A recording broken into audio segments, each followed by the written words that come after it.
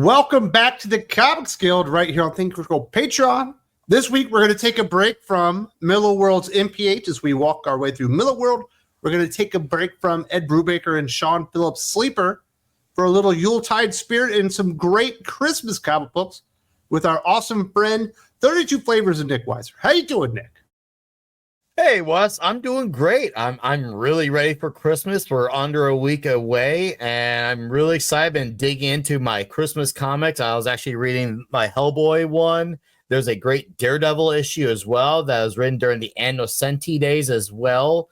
And I've just been trying to get into spirit watching Christmas movies as well. It's that time of the year. The place is obviously decorated at home. You may not see it behind my wall, but outside of my wall, the place is super decked out in Christmas stuff. It's pretty awesome. I gotta say myself. So how you doing, man? I'm doing great. It's the most wonderful time of the year.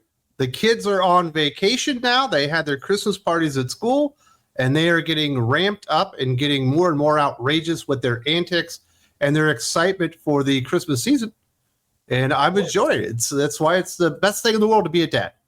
I agree. I love it. It's kind of weird when I hear parents at work oh, I wish, they didn't have winter break because, some of my kids could be in school. I'm just in my head, I'm like, man, I cannot relate to it at all.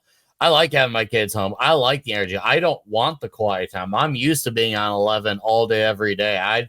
I cannot relate to one of those parents one bit when I hear those types of comments because I want them home with me more. I like having them in my era's company.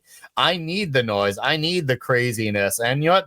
They also they're in the Christmas spirit as well, which is even better. So we kind of get energy off of each other, bounce off of each other because they're excited. I'm excited. It's just great. Well, speaking of dialing it up to 11 and having all the noise and the insanity of kids enjoying Christmas, that kind of leads into the book that you picked this year for a Christmas review, Spider-Man's Tangled Web 21, the incomparable Darwyn Cooke and J, who earlier, I think in Spider-Man's Tangled Web 11, had done a Valentine's special, came back for this Christmas special, and this thing is a hoot. It's a lot of fun, and I can't wait to talk about it.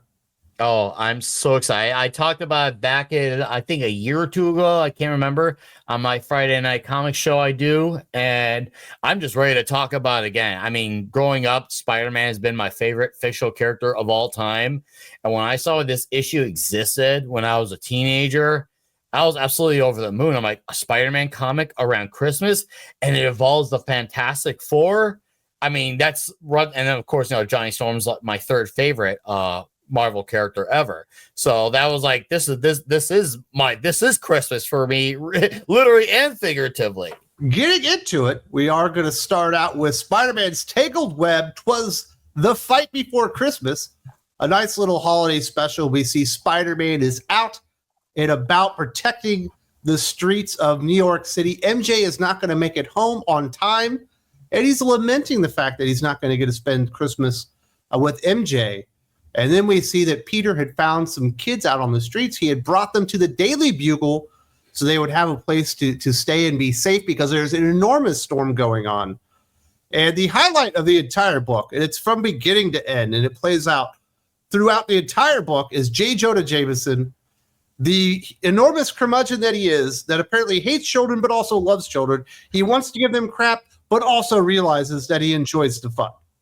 J. Jonah Jameson is one of my favorite supporting characters in all of comics of all time. He was a very vital character in Chip Zdarsky's Peter Parker, the Spectacular Spider-Man run, which initially kind of started off kind of like a what's going on here. But man, when that run took off, it really took off. And it was probably the rare time where Chip Zdarsky also had a strong finish. And one of the big elements from that run was how great J. Jonah Jameson was. It's nice to see another writer tackle the greatness that is that character. To me, one of the best elements of getting a Spider-Man comic right is getting J. Jonah Jameson right. And this comic does that in spades. Oh, I love it. He gets out of his office. He's trying to talk to his wife. He yells quiet, makes the kids cry, puts a huge smile on his face, which I thought was great. This cute little girl keeps calling him, I think, Papa San or something like that. Yeah, Papa and then San. next thing you know, he's like, gosh, she's attached itself to my leg, and she won't let go of him because despite being a curmudgeon, she still likes him. And then Peter shows up obviously in his alternate persona, and he's got Spider-Man toys for all the kids to keep them happy for the holidays. I'm sure JJ's happy about that. Oh, hey, look, the guy that I hate the most with the guy who I love the most, as a worker, bringing Spider-Man toys. Parker! I love it. And those Spider-Man toys transition us over to the Fantastic Four, as we've got Johnny Blaze kind of burning up a Spider-Man toy. Apparently he's not all that impressed. You've got the Thing with a stupid sweater on, drinking a little bit of hot cocoa. They're enjoying the holiday season. But the women folk are like, hey, we still have shopping to do. We got to get out of here and actually go do some Christmas shopping. What are you guys doing? As Johnny and the Thing kind of argue amongst themselves. I love seeing this. It's the classical Ben, Johnny fighting like brothers. And it's once again one of those things where no matter how many times you see it, especially for me being a Fantastic Four fan, it never gets old seeing it. And the fact that Johnny is doing it over a Spider-Man figure is right in line for Johnny. And it's also great to see that Crystal is hanging out with them from the Inhumans as well. So it's just like, oh, you get Spider-Man and you get the Fantastic Four and you get some of the Inhumans characters. And these are all characters who were written perfectly well and in character. I love to see them all together for the Christmas season. Absolutely. This is a Darwyn Cooke special. Now, Reed is not going to be able to join the women folk out on this shopping spree because he's actually looking for Medusa on behalf of on behalf of Crystal. She was spotted by Alicia the day before, but nobody knows where Medusa is, and that will play a part in the story as we get further into this bad boy. Yeah, no, it's cool to see. Oh, hey, well, honey, I'm going to take care of this. You go take care of that. And hopefully by the time Christmas hits, we'll all be set together as one big happy family. And of course, it's the most Reed Richards thing to do. The signs and the projects, it's all going to come first. And it's fine. You guys will carry the ship while I'm gone. And you got Janet with you as well. So what could go wrong? It's a ladies' night for Christmas shopping. They are not the only ones Christmas shopping. There's a Macy's, obviously, in New York. There's a big sign that says your friendly neighborhood Spider-Man, special appearance, Christmas Eve, and a couple of more obscure characters. You can't really tell who they are. One of them's a big-ass snowman. The other guy is kind of wrapped up in a hat. I think he's got some type of scarf on or something. And you could tell right away these aren't good people. And he admits, he's like, hey, I wasn't planning for Spider-Man to be here, but this will all be fine in the end. And we find out the Spider-Man in Macy's isn't the actual Spider-Man. It's Flash Thompson, the world's biggest Spider-Man fan. Of course it's Flash Thompson. I mean, I love this equivalent. It's like, how kids get to see Santa for Christmas, but it's, hey, kids get to see Spider-Man for Christmas. It really, this is a very heartwarming element for me. And to see it for being Flash Thompson too, like, it makes it perfect than some other rando, because they could have easily done that and the kids will roll it because, hey, it's Spider-Man. But the fact that it's Flash Thompson, that's when Darwyn Cooke is just like, it's gotta be Flash. Who else could it be? Absolutely. We get a great moment because the kids got Spider-Man toys. J. Jonah does not like Spider-Man. And apparently he's the one that sprung for the toys, and he decides to admonish Peter in just a great moment, perhaps the funniest moment of the comic book. Using my money to buy those brat Spider-Man toys? Is my blood pressure some kind of sick joke to you? I've got half of mine not to give you your gift. Listen to me. I'm sorry, Parker. It's not your fault you're stupid. And you did get my wife's gift, right? And then Peter realizes, damn it, I got to go shopping because I was supposed to get a gift for J. Jonah's wife. Whoops. Oh, that is probably my favorite moment as well with JJ, because it's one of those things where one of the best J. Jonah moments in any comic, or even some of the early Tobey Maguire movies, is where he hurls insults at Peter, and then within the flip of a light switch, he's complimenting him. And that's the best JJ is, oh, you're a slacker. What are you doing here? Oh, hold on. Well, you did this really amazing. So I guess you got that right. It was very, very good. So in character. I love that version of J. Jonah Jameson. We don't really get the funny, really awesome version of him all that often these days. Nope. And basically everybody ends up at Macy's. At least all the adults do. The little kids are still with J. Jonah Jameson at the Daily Bugle. Betty Brant's still there. Peter Parker has gone out The Fantastic Four ladies have gone out and they're all at Macy's. Something weird happens. And the head like kind of blows off the big snowman. It turns out it's Medusa. She starts rounding people up with her hair. Spider-Man goes nuts. He starts taking people down. The security guard for the freaking Macy's starts stealing money, and something is very, very off. Thankfully, Sue Storm is there to at least know that something's happening. It's clear. It's like, oh man, no. Why is Medusa acting this way? This is kind of odd. There is definitely, as we like to say, not to quote Transformers, or absolutely to quote Transformers, there is more to this than meets the eye. What we're seeing here is not an illusion. It is done by a certain set of hands from a particular character. Absolutely, and we will find that out. That's the bad guy. Again, it's wrapped up in the scarf by the end. And I forgot Janet Van Dyne's there too. So you also have the Wasp, and they start trying to take down Medusa. It's not going great. The Spider-Man tries to capture the Wasp in like a basket or something like you would do at home. She's able to make it out. And we get this great image from Darwyn and J. Flash Thompson is Spider-Man going nuts. He's all disheveled. He's got holes all over the place, and he's holding a damn chainsaw. This reminds me, this particular scene where we're having these moments where Flash Thompson Spidey's trying to capture Janet with a little bucket thing. He's got a chainsaw. It reminds me of when any great Christmas movie, they have that moment of where everything goes to chaos. This is that Christmas movie moment here where everything's going to chaos before everything settles down and it's finally Christmas Day. This is that moment. It is hilarious. It is outrageous. And Flash Thompson under hypnosis. Oh, I think I may have let on with some. Better stop there. Now it's time for Jonah Jameson for once again to chew up the scenery and steal the show. They flash back over to him, and he's losing his mind because Betty kind of left him alone. And he's like, his eyes all twitching, and he can't take these kids anymore. And then he's notified that Medusa and Spider-Man are trashing Toyland. And then he's the happiest man in the history of the world. These kids keep claiming that Spider-Man's a hero. He's about to teach them that is 100% wrong. He starts buttoning up all their coats, getting their hats on. Even though there's an enormous storm and everyone's told to stay home, he's taking the kids out into the weather because he's going to prove to them once and for all, Spider-Man is a hero for nobody. I love it. Oh, I know. Absolutely amazing. And it's funny because, the kids, they don't know what goes on with the Weather Channel. They're just like, okay, well, this guy wants to go on the snow. Hey, let's go out and walk around the snow. We don't see it as like a winter hazard or safety concern. It's going outside and having fun. And Christmas is coming up. Let's do this. Let's follow the old man. And I love the little girl keep calling him Papa San, which I think is absolutely fantastic. It's so good. And we got Peter Parker as Spider-Man trying to get around the city because it's kind of closed down because of this big storm, trying to find a place to shop. He ends up at Macy's. He sees the Fantastic Four ship.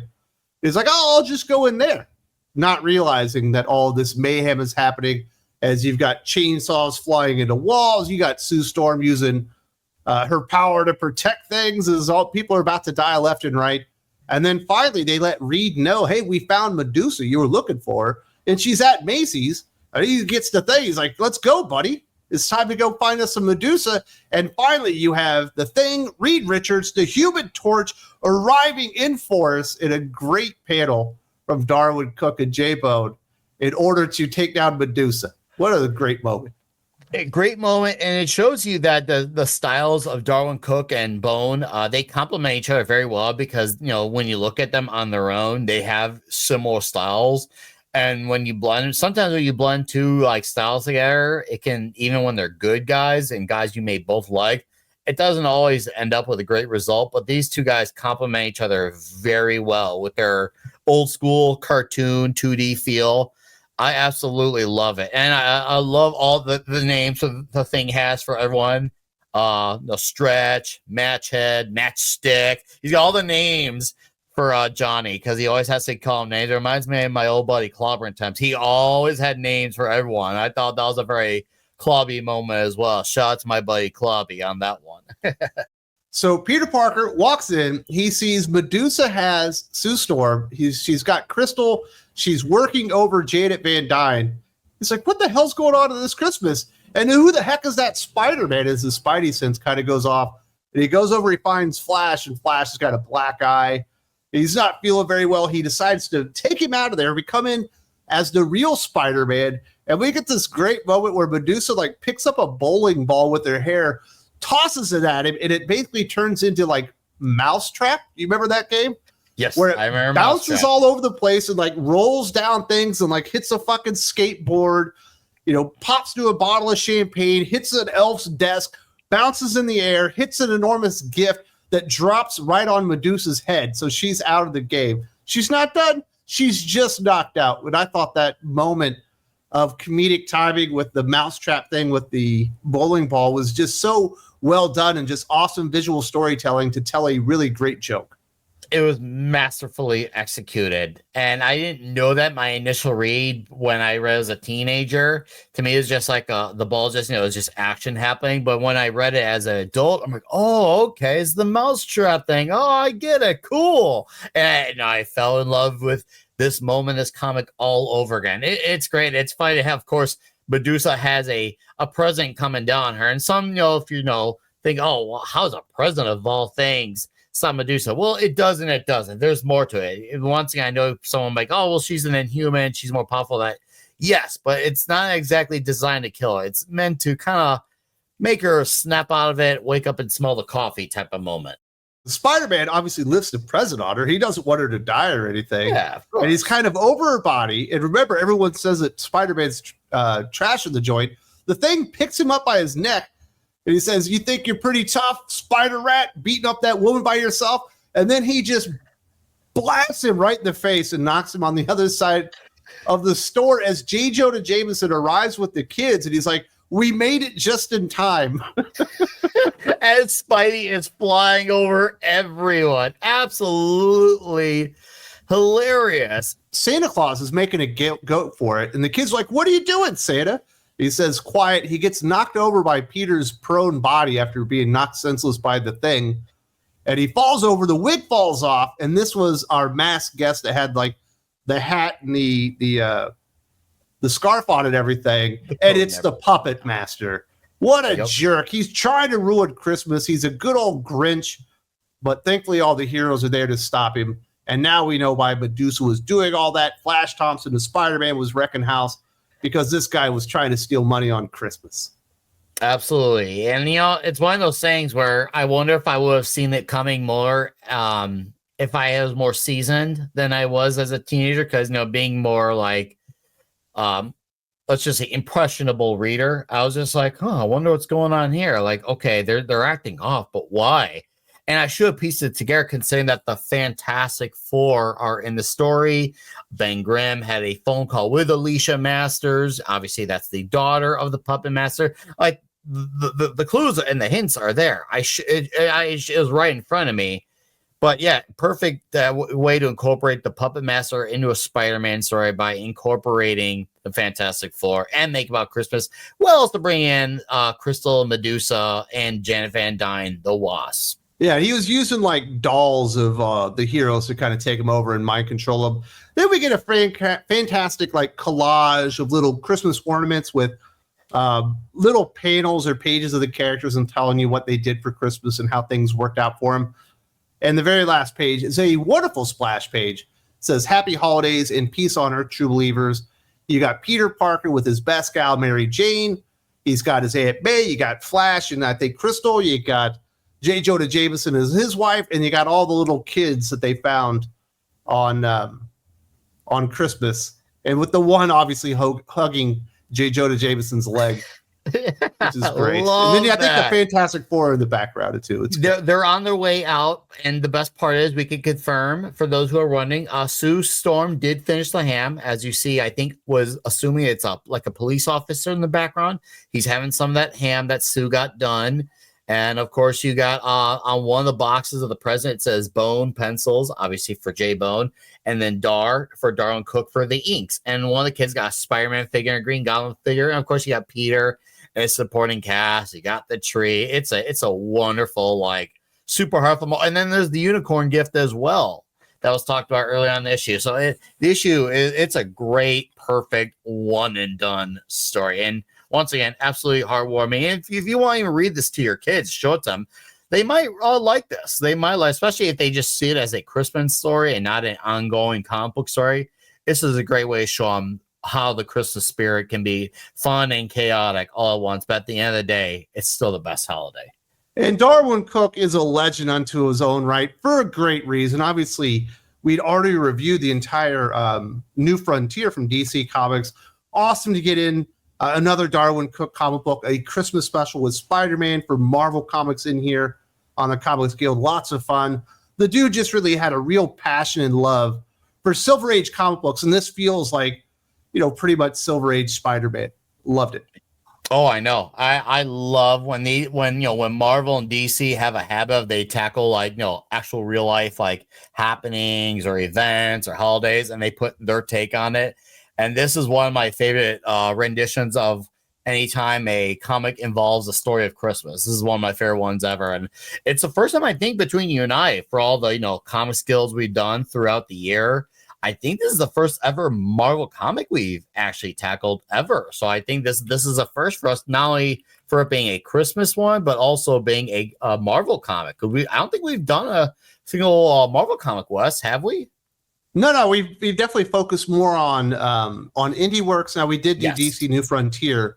Yes, this is Darwyn Cooke, and it's obviously a classic. We did do Hawkman. Maybe we are just DC snobs. Is that what it is? Fine. I love DC, so it works out. But I was just like, wow, as I was rereading, I'm like, we have hardly done a Marvel thing. This is a good Marvel, that's not Marvel true. Thing. Some of the initial stuff from Mark Millar and Millar World was produced under a Marvel imprint. Kick-Ass, and I think Superior. Those three. Yeah, Wanted, Kick-Ass, and Superior. Okay, I guess you could say on a technicality, because they were at the time written well. He was with Marvel for Marvel, sure. Under a Marvel imprint.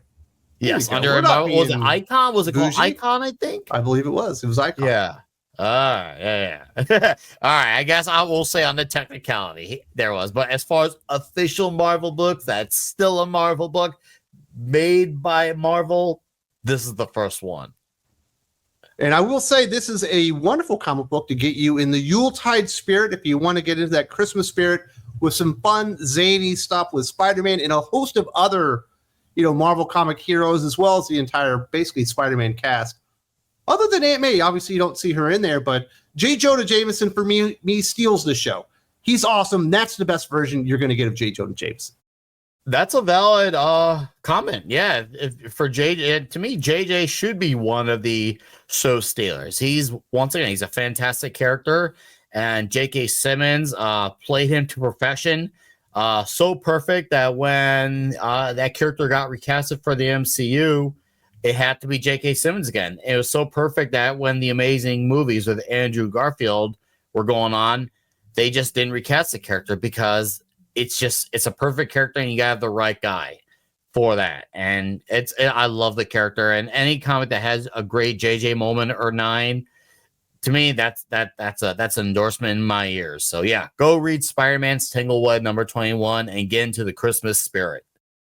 And if you like these kind of reviews, this is part of the Comics Guild, which is normally exclusive to Patreon, but because we are in the Christmas spirit, it is going to be up on YouTube as well as Patreon to celebrate Christmas. And if you're interested in the Comics Guild and all the Millar World stuff that we've done, as well as we've done Hawkman, we've done Planetary, we've done DC New Frontier. Right now we're doing Sleeper. We're doing a lot of fun stuff on the Comics Guild. There's a link in the video description if you'd like to check out the Patreon.